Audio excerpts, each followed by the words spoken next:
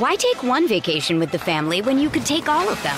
With Royal Caribbean, you don't just go to the beach. You visit a private island and race down the tallest water slide in North America. You don't just go for a road trip. You ATV and zip line through the jungle. You don't just go somewhere new. You rappel down waterfalls and discover ancient temples. Because this isn't just any vacation. This is all the vacations. Come seek the Royal Caribbean. Ships Registry, Bahamas. Join me, 48 Hours correspondent Erin Moriarty, on my podcast, My Life of Crime, as I take on true crime investigations like no other. This season, I'm looking into the labyrinth of crime and secrets within families. I'm cutting straight to the evidence and talking to the people directly involved, including investigators and the families of victims. Listen to My Life of Crime with Erin Moriarty wherever you get your podcasts.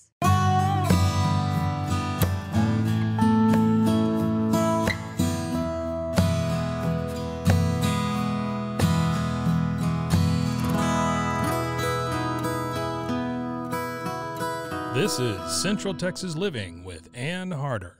Transforming the lives of impoverished Wacoans has been the driving passion of Dr. Jimmy Dorrell.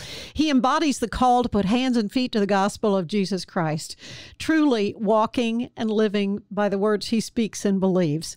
And it is my great honor to call Jimmy Dorrell a friend and welcome him to Central Texas Living, the podcast. It is great to see you again and be here on this show. I was so excited to see that it's still going. Yeah. You're retired. Yes. And I'm retired. Semi-retired. Both of us. Yes. So life is good. Yes, very good. We have the plan now to. Janet's still working, and so we do work around her hours a little bit. But I can take off for the week and go see the grandkids in Galveston, or I can go play tennis or table tennis, and we've got a lot of freedom. But at the same time, got very important responsibilities that we're a part of. Okay, well let's go back in time. You and Janet, young, marrieds. Or even before that, I mean, you were a youth minister at Highland Baptist Church in Waco. That's kind of a, North Waco, an impoverished area. What was it that led you to really invest your life? I mean, totally invest your lives in this community? I'd say three things were mostly pivotal. One was when I came to Baylor, I was your typical kind of Baylor kid, but I became the youth director. And I grew up in that world that was very segregated by black and whites, and so Waco was still in that, and I was struggling with it because I knew it wasn't right, and yet as I saw the poverty in Waco, Waco's poverty rate still is way above most. Most people have 13.3%. Waco's is 28.7%. And so I knew that was there, but I was out working with the kids, and then had a call one day from Dewey Pinckney. Pinckney was I remember. Pinckney was pastor of a church in No Man's Land, and most people had never heard of No Man's Land. It was this little pocket of poverty between Waco and Belmead that nobody wanted. The poverty was so overwhelming, and there was crime there. I remember reporting a lot of stories from No Man's Land. Yeah, there was no police over there, and the infrastructure was bad. I remember, and Pinckney was also head of the NAACP and pastored St. Mary's Baptist Church. As a white kid, I didn't know you could have a St. Mary's Baptist Church. And so I remember walking around with him that day and seeing, there was a house in particular. All of them were in bad shape, but this particular one was leaning, tree growing through the front porch. And I said, "Can I look in?" And he said, "Yeah." And I pushed the door open, and a man screamed who was living in there, no utilities. Rats and roaches ran everywhere as soon as I opened the door. And he screamed because he couldn't see me because he was also blind. Oh, my goodness. And I thought, here I am 2 miles from Baylor, living in a city that doesn't even know this kind of poverty exists. And it was very traumatizing in a good way. And I began to struggle deeply about my own racism and past cultural racism especially. And then finished up youth directing. We went over there, by the way, for years. And then became the recreation director at the old state home. And the state home was transformative. It was a hard place. These were kids taken away from their parents because of child abuse and neglect. And I remember first day on the job trying to find the gym. I was supposed to open it up and couldn't find it. Stopped to talk to a house parent who was getting onto this 6-year-old kid named Moki. And Moki turned and cussed me out. And I thought, how can it be that a kid that young not only knows the words, but would say them to a person he didn't even know?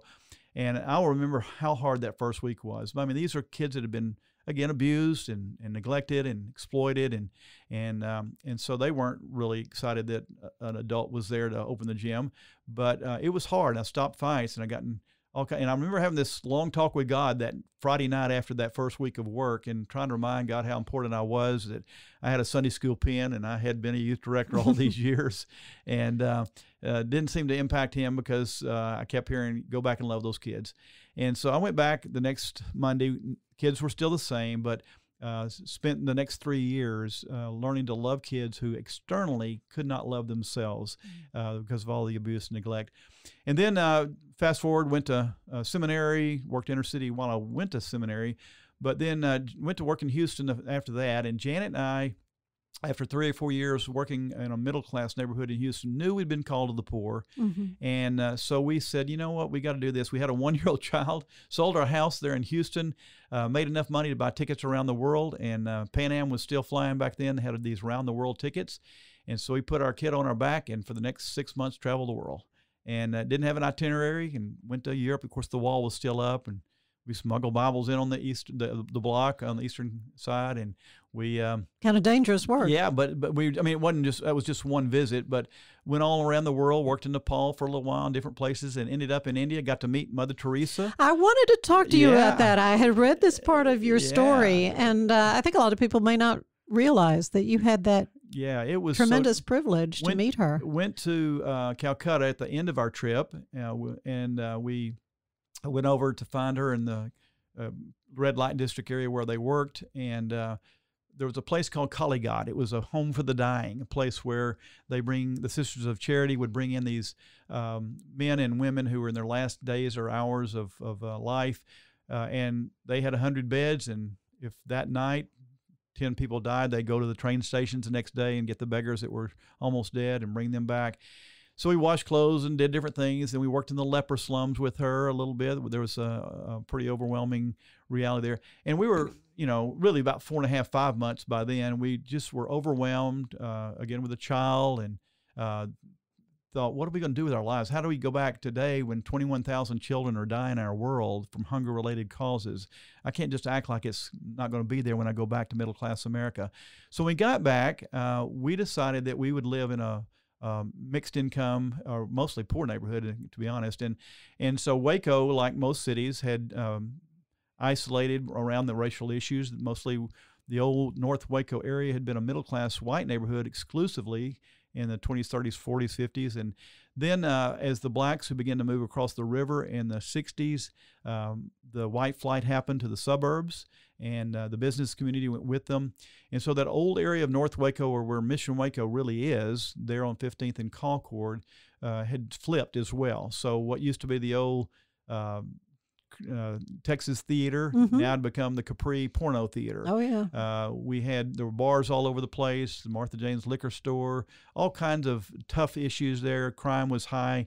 And we bought a house about 6 blocks down the street. I bought a very large house, 4,000 square foot house, for only $12,000. Something kind of a fixer-upper. It was more than a fixer-upper. It was rats and roaches. There was a lady that would live in it, but these slumlords would buy these old houses and cram people in them. And one place had two mentally ill guys from the VA. The other upstairs, a kid had trashed out the place. And then this one lady had 40 cats in a one-bedroom apartment. And so we bought the house. My father-in-law, by the way, was not excited about our trip, nor where we bought the house. And I don't blame him. He spent his whole life trying to raise enough money so his child could go to Baylor. And so we understood all that. But basically, we became friends with the neighborhood. We didn't go down to fix people. I had another job. I was a grant writer for Campfire back then. And at the same time, we knew that the best way is not to go over with an agenda, but just build friendships.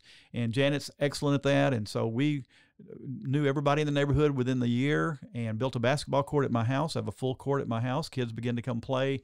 And then we made it into the full court the second year. And Mama came with them, and we started a Mama's group. We started children and teen groups. And Mission Waco basically grew up in a normal, organic way, just next thing. And so the mamas would say to Janet, hey, my husband needs a job. And so we would create a job training. This is, by the way, all before Google. So we didn't know what we were doing. And then they'd say, my uncle is on crack. Can you help him? And no money. And so we figured out a way to have a residential treatment for men. It's still going on today. Manna House is one of our favorite places. We see more transformation there than probably any other program we've done. And everything that kept going. And as well, we started redoing the buildings. The old theater in that area had been shut down by the city for 4 years. And we finally had enough courage to go down to this tough neighborhood corner and asked the owner, would he make us a deal? And he said, no, here. And he signed the deed and handed it to us. So we all of a sudden, we had 5 buildings tagged by the city sitting in water. And I thought, what have we done? We have a saying, there's a real fine line between faith and stupid. And we thought, well, this may be on the stupid side. But that became now what is Jubilee Center and the theater. Been there to shows, all those. Yeah. So it was just been so fun. So once we began to work and we get neighborhood people to help us, and so through the years, the work of Mission Waco just kept expanding, and today there's about 80 staff and 16 programs and homeless shelters and clinics and all that stuff. But it has just been so fun to see kids that were playing on my basketball court at 5 years old, now at 35, work for Mission Waco. You know, we've had this transformation of neighborhood, and it's a very blended neighborhood now, black, white, brown. And one of our joys lately has been to take that old liquor store and redo it into an economic store.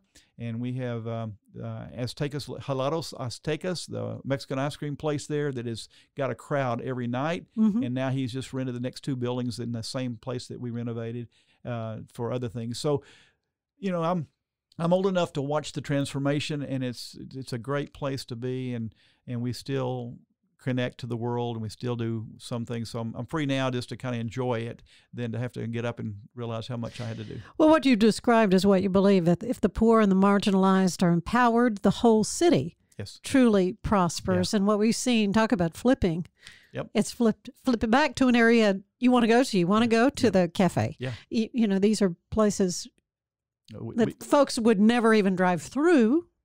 And we have a strong mixed income neighborhood. We have people from Woodward come and have coffee and breakfast on Saturday mornings packed to the walls. And, you know, it's just been fun, particularly the grocery store. Just take a second, if you don't mind. One of our biggest issues in our neighborhood was after the old Safeway closed up years ago, and it became a convenience store. Convenience stores typically are predatory. They sell day-old bread for more than fresh bread, and the people had to walk 2.2 miles to the closest store, OHEB on North 19th, and so they kept saying for years, please help us find a place to buy affordable and healthy food. We're tired of buying the junk food or walking 2.5 miles.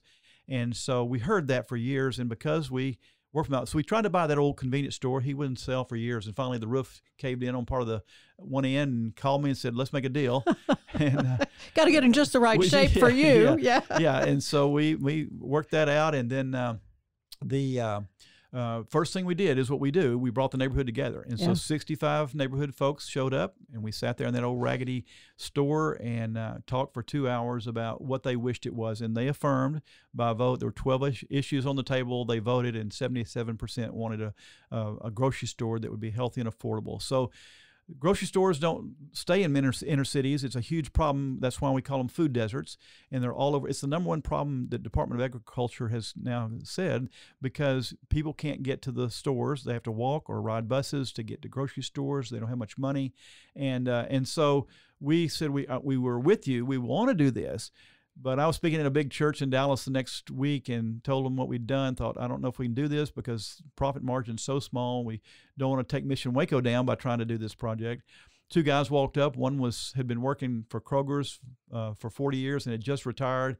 A friend of his builds all the Kroger's in North Dallas, and said, hey, can we come down and meet with you and see if we can help? Wow. Heck yeah, we can. And so they came, and we ended up putting a team together. We called them the Dream Team, and we met for about 6 months about what it would take, how much money we'd have to raise, how much.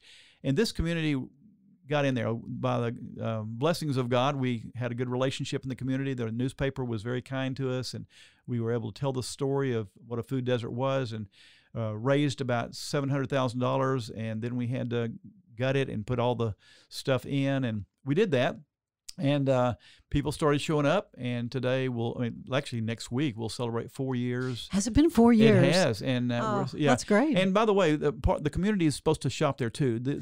Most of the neighborhood spend about $9 when they come, but we need $50 people, and so by research, if a person will go 1 out of 16 times, instead of the big store where they go to over to the grocery store, that means they'll spend $50 or $100.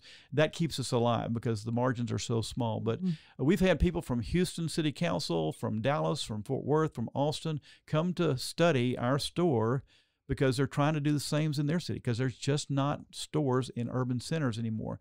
So that's why we do what we do. That's why we talk about how does a community empower the poor and be a part of it. So it's not just giving money. It's shopping in a grocery store is a blessing to us. How these things, these missions and ministries that have kind of sprouted up organically. You also, speaking of sprouting, growing food. Yeah. How did that all come about, other than you need produce for your Jubilee Market? Urban REAP is our, REAP stands for Renewable Energy and Agriculture Project, is next door to the grocery store. And we sell basil and we grow, aquaponics is a little different than hydroponics, so we grow everything in the water. Janet and I had worked in Haiti and lived over there for several months, and we'd seen the devastation of all kind of environmental concerns that just the kids were getting sick. And so I did a master's degree in environmental studies. Janet did too. One of my sons did too. So we had this bent toward how do we use this for what we call creation care? How do we, as Christians, become better stewards of God's good earth? Because we're quite honestly, the research shows we're not any better than the non-Christians, and so we thought that's just right. We've got to do that. So I'd always wanted to do something. We didn't think it would happen, but while we were finishing up the grocery store, there was a grant that came through, and I wrote to Green Mountain Energy this grant asking for the aquaponics greenhouse that I'd seen in Indiana, and they wrote back a few weeks or months later and said, we love your idea, but we want you to ask for more. Well, I've been writing grants a long time. Nobody's ever asked me to make it bigger. Make it bigger. And so I went to find some of my environmental friends, and we worked on it and ended up putting in the aquaponics system. We have 36 panels of solar. We have rainwater catchment in there. And we also have a composter that came out of China that will do 167 pounds of organic food that we throw in the garbage every day into a beautiful compost in 24 hours. It's amazing. So the Asian culture has been way ahead of us. I mean, that's not surprising to some people, but we're still throwing it in the dump and in landfills. And so we have now a way to teach creation care. We have children and groups that come through all the time. We're open most every day, and have a program director who really understands this stuff. So we're training people how to be better stewards and how to do environmentally friendly things that help our earth and help sustain life. Why take one vacation with the family when you could take all of them?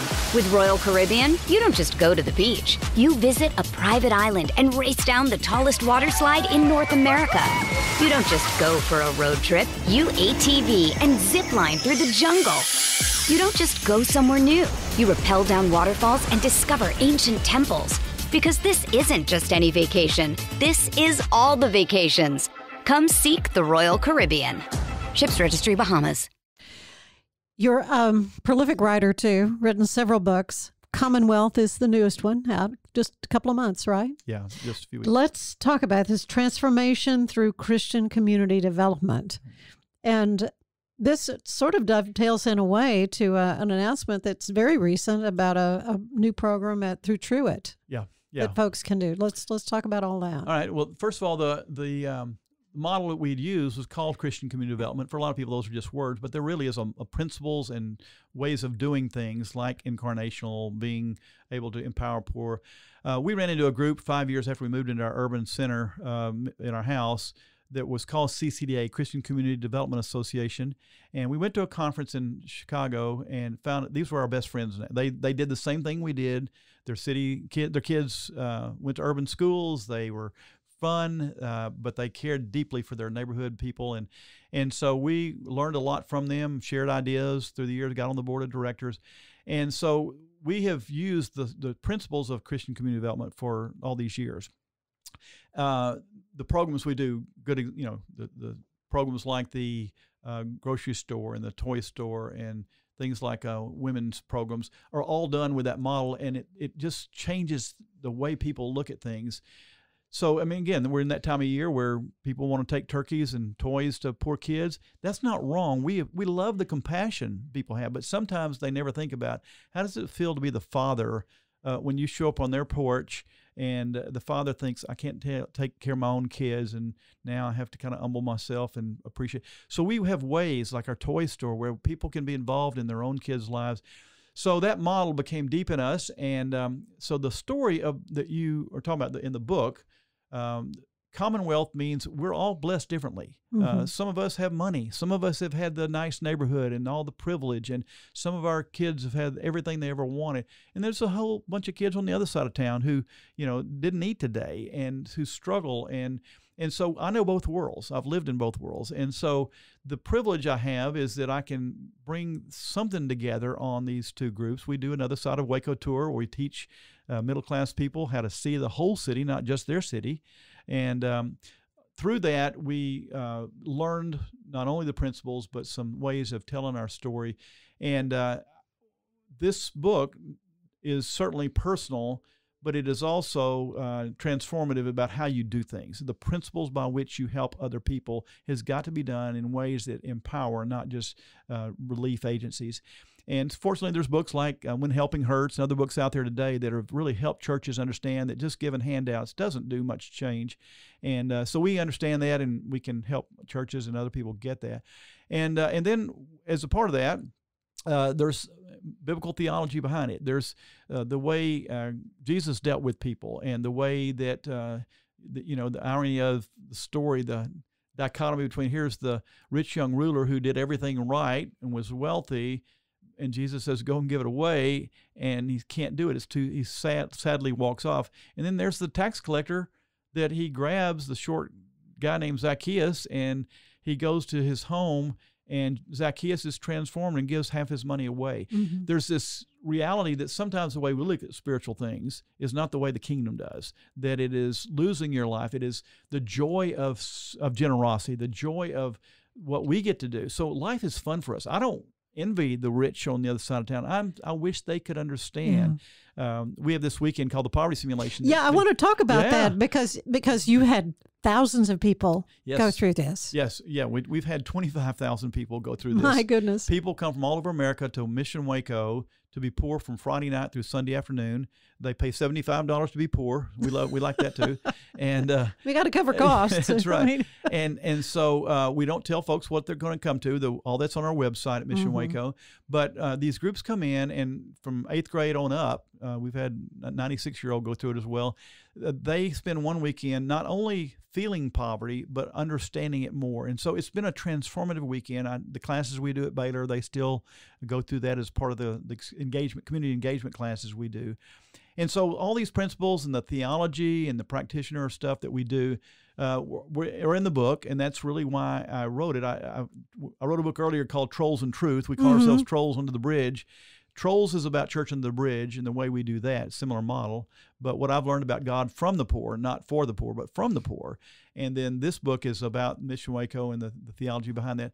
And because I am privileged to get to teach community development classes at Truett, and also we have other ways that we teach. I teach a couple of classes in other places. We're able to do this intensive academic thing, but then Truett, trying to be, on the cutting edge, says, you know what, everybody's not academically oriented. They don't need to go 3 years to a seminary to get some stuff. And so they created a certificate program a few years ago that has exploded. And so people now that don't have, maybe they have a high school diploma or whatever they have, and they want to learn more about theology and about church history, et cetera. There's that piece, but then there's the specialization. So I am now teaching a new class on Christian community development, and you can get a 4-class group in just about community development, or you can also add the other 6 classes that give you some deeper understanding of biblical theology. So it's just a great model, and you don't get a Master of Divinity at the end. You just get a certificate. But it is, I've got 2 friends, 2 of our staff actually, that are finishing it up, and it has been life-changing for them. And they work. Yeah, they work there. It's not like they don't know what you do and what it's about. Yeah, that's it. A lot of people are doing work. They're just doing it in ways that they could do better if they understood some of the principles behind community development. Yeah. Well, you mentioned Church Under the Bridge. There's so much. There is so much that you've done and how you've blessed this community. Church Under the Bridge, how did all that start, and what's the status of it? I know you're undergoing renovations right now. We Janet and I were eating breakfast one Friday morning at Taco Cabana across from the interstate near Baylor. And we looked over and saw the homeless folks sleeping under the bridge and thought, you know what, let's just go over and invite them over here to eat. I'll pay for breakfast if they'll give me their story and tell me why they aren't working or what kind of issues at home they had that made them end up on the streets. And so they came, and we had this great 2-hour conversation, and they said, hey, let's do it next week. And, of course, I bought breakfast, so that wasn't a hard one. But they came, and they brought more, and we had a great conversation each time. The third time, breakfast cost about $250, and I can't do this. Word was out. Yeah. And so we created the Friday morning breakfast out of that we've still done for 25 years. Yeah. But the other side of it was they said to me, hey, why don't you come over under our bridge where we live and do a Bible study?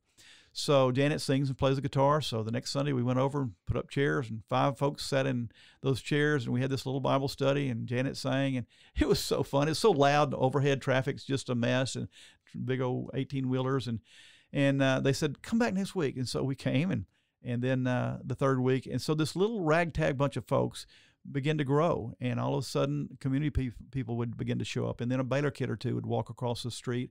And before COVID, we were running almost 300 people, blacks and whites and browns and rich people and poor people, Baylor kids sitting down next to folks that had just gotten out of county jail or had schizophrenia. And this crazy mix of people that for us is what the kingdom of God is about. That thy kingdom come, thy will be done where? Not just in heaven, but on earth. That we're supposed to be practicing the kingdom now. So learning how to love people across differences, whether it be racial or economic or mental. And so it was so fun, and just we're not normal. I mean, if you're looking for a traditional church, do not come to our church. You don't necessarily have a children's. No. Well, we actually have a children. I'm sure you have children that come. We have a trailer that they go into. Okay, so somebody takes care. Well, good, all right, but not necessarily a choir and the choir rubs and the orchestra. No. We give them clothes when they get there. So there's it's this real mix of. In fact, we have one of our primary band members is a mentally ill man who plays like he plays a guitar, but he doesn't really. And he's been doing that for 10 years now, and out of a mental health home. And you just see, we're not slick. We're just who we are. And so there's a genuineness about it. There's a spiritual vulnerability. Like, we got folks who've done some tough stuff, but then I was the Pharisee. And when Jesus got into people's face, he got into people's face like me more than he got into the face of the adulterer. And so we have to keep reminding ourselves that we're all in the same place, and don't call me Reverend, I'm just Jimmy. And we live in this common world now for 28 years. So about a year and a half ago, we got word from TxDOT that they were going to build the bridge and do the interstate 6 miles through Waco, and that we would have to move for a time. And so we began to look around and weren't sure what we're going to do. Somebody wrote an article with the Trib, said, homeless church is about to be homeless. And so we thought, okay, what are we going to do? And sure enough, Chip and Joanna called and said, hey, we're closed on Sundays. You're 5 blocks away. Come over here. And so we moved over to the silos. It was a really fun day. It was a cold day in March. And we got a little junior high band from, I think, Woodway. And we played When the Saints Go Marching In from one place to the next, and just had such a fun first day. And so we've been there now every week, except for 5 weeks during the COVID crisis, where we fed the homeless and poor on the streets. You never stopped. Never stopped. And we've never had anybody get sick because of it either. I mean, that's the irony of it all, that I know, and I'm not downplaying the importance of we mask, we distance, we do all the stuff the guidelines say to do, but by the grace of God, we've not had anybody get sick. And we did ask our folks who had secondary issues not to come.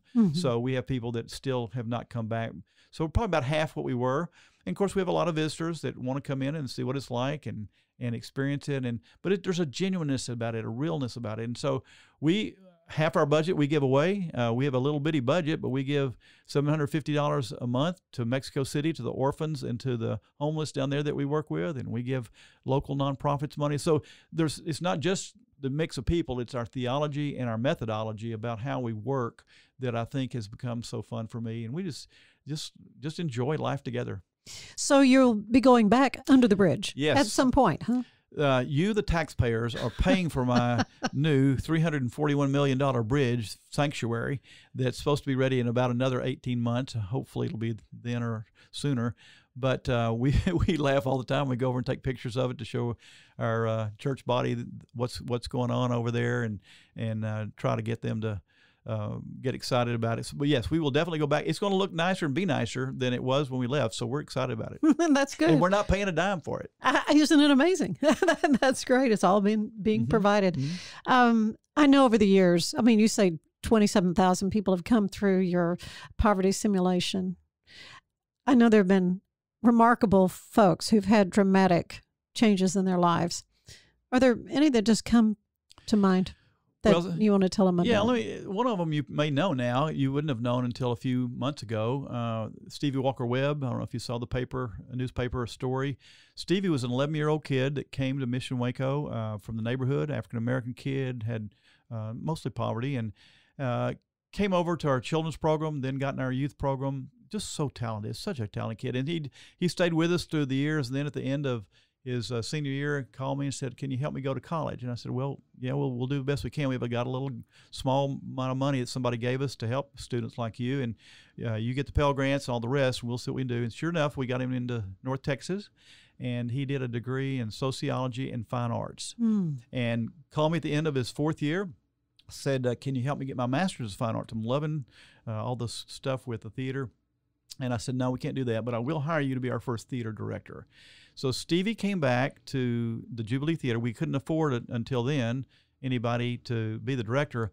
He came in and stayed for 3 years. It was the most amazing transformation. This kid had written plays. We would do Broadway plays like Fences with neighborhood folks. I mean, just amazing. People came from all over Waco to see it. And then at the end of those 3 years, he called and he said, "I just got my dream. The best drama school in the nation has offered me a scholarship." Said there were 1,200 people that applied for 3 scholarships, and I got one of those 3. Wow. So here's a neighborhood kid that nobody sees, just an average kid that's in every neighborhood in America.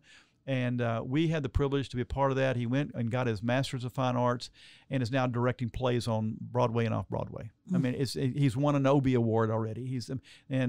But the story is that some of you may know him by is that his brother has serious schizophrenia, and so he had had episodes. We knew his brother. They call him Wade. We know him through our programs. He was in there too, but. Stevie was off in New York. His mom and dad were dealing with this child that had these severe outbreaks. And anytime he did, he was kind of uncontrollable, and the police would come if they'd call him to get help. But the last time that they called, he was so out of control, they couldn't get him sedated enough. And so they put him in county jail. Well, if you're not aware of what's going on in America, unfortunately, particularly in Texas, we're number 49 out of 50 states in terms of really having funds to help the mentally ill. And so what happens in more cases than not, they have no place to take them. They put them in county jail, and they live in isolation in a segregated unit, so 23 hours a day with nobody around, 1 hour of freedom. And so Stevie's heart was breaking. His mom and dad were, of course, broken and didn't know what to do. And so finally he was able, because of COVID, to come home for a while. And, of course, it was already overwhelmed by it. His brother stayed in county jail for about 154 days. And he said, "I can't just do this." So he's so creative. So he went out to the county jail with their permission and built a prison cell, a little fenced-in cell just on the outside fence of the local county jail. And then he put on a uniform, a little bed that they sleep in. And, of course, he had friends in high places now in New York. So they came down, and for 24 hours he lived in the cell, Facebook Live, where people could watch him and the reality of what his brother's living 150-something days. He now is doing just 1 day, but people began to donate to help his brother get into some care.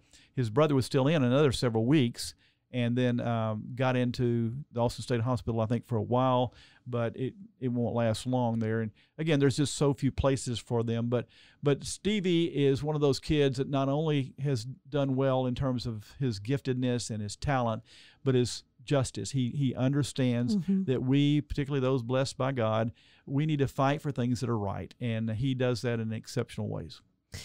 What a story. What a story. Commonwealth, Transformation Through Christian Community Development. This book is available how? Amazon is the easiest way. Baylor Press wrote it, published it, and there is a discount. If you want to get you a code, I'll give you a 20% discount. And then if you can't do any other way, you go to the Baylor bookstore because they have copies now. Book be great for book clubs, whatever. Yeah. Also, the new program at Baylor, if you're interested in the Truett Seminary certificate on community development. Just go to the website and put Truett Seminary Certificate Program, and it'll come up among probably 6 or 7 different courses now that they do that way. Well, Jimmy, I like to end these visits with a questionnaire similar to the one the late, great James Lipton would do on Inside the Actors Studio. You're shaking your head. You've heard it. Say, what's your favorite word? Empowerment. It just fits who we are and what we believe, that all of God's creation was created to be. Imago Dei is the fancy word, made in the image of God, that we are to move toward our full potential by being empowered. Your least favorite word? Pity. That we feel sorry for people because we think that's what compassion is. The word compassion really means to enter the pain. It means 2 Latin words: I move out of my place of safety and security, my nice home, my security, all these things that I built around myself, and I get up and I enter the pain. And when you move out of your circle into the pain of the real world, it begins to transform you in a good way. What turns you on creatively, spiritually, or emotionally? This may sound like a dumbing it down. I love playing table tennis with my buddies. I know. You're getting ready to go as soon as we wrap this up. You're ready to play. 50-something years down in the basement of the center, and a bunch of guys from around the world that we all played table tennis